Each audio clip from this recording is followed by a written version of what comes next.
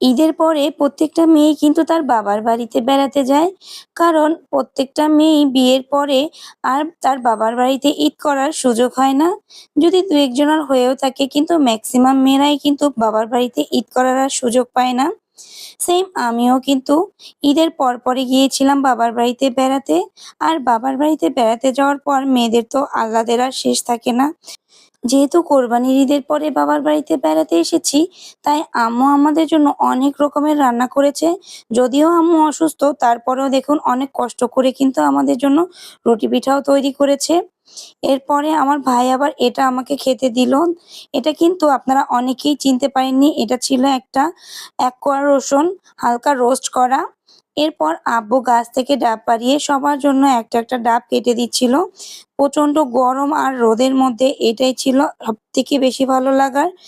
প্রচন্ড গরমের মধ্যে খাওয়া তো একদমই যাচ্ছিল না। তারপরেও আমরা দুপুরের খাওয়া-দাওয়া শেষ করতেই হুট করে একদম ঝড় নেমে এসেছিল। তো আমরা সবাই মিলে বসে একসাথে একটু আড্ডা দিচ্ছিলাম।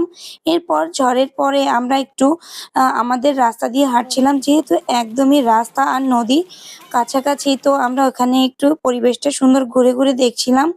এরপর সরাসরি চলে গেলাম আমাদের আমবাগানে। আর এখানে গিয়ে আমি আর আম্মু আমবাগান থেকে কিছু, কিছু আম পেড়ে নিলাম। আমাদের আমগুলো কিন্তু মাশাআল্লাহ আলহামদুলিল্লাহ অনেক ভালোই হয়েছে। তো আমগুলো পেড়ে নিয়ে তারপরে আমি বাসায় চলে যাই। আর সন্ধ্যার দিকে আম্মু অনেক রকম নাস্তার আয়োজন করে। কিন্তু আমি বসে, বসে তালই বাড়ি থেকে যে বেলটা পাঠিয়েছিল ওগুলো একটু খাচ্ছিলাম।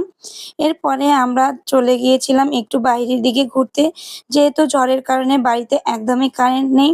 তো আমি, আরিয়ান আর ওর ভাইয়া মিলে চলে গিয়েছিলাম একটু বাজারে ঘোরাঘুরি করতে আর কিছু খেয়ে আসার জন্য। তো এখানে আমরা ১ম এই বাজারেতে গিয়েই গেলাম ধামুরা, সবথেকে জমজমাট জায়গা। যেখানে অনেক বেশি ফুচকা, চটপটি এবং ঝালমুড়ির স্টল আছে।